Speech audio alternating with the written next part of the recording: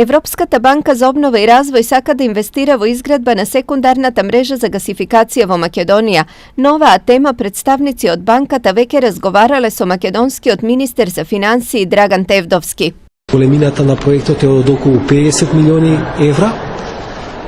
И ние покрај кредитна линија за овој проект побаравме и грант средства кои што треба да обезбедат изработка на техничка документација за проектот. Ова е еден од двата проекта за кој ЕБОР покажал интерес за инвестиција во Македонија.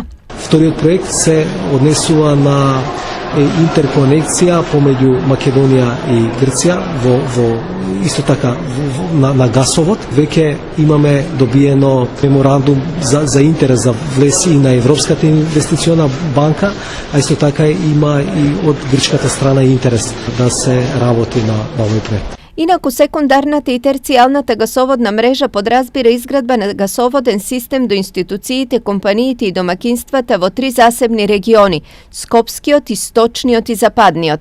Магистралната гасоводна делница Штип-Клечовца е готова, а се градат уште 3 Штип-Неготино, Неготино-Битола и Скопје-Тетово-Гостивар. Во план е изградба на уште 13 делници, како и 8 краци за поврзување на економските зони. Гасификацијата на Македонија се проценува на околу половина милијарда евра. Според проценките, до 2020-та треба да бидат реализирани 70% од инвестицијата.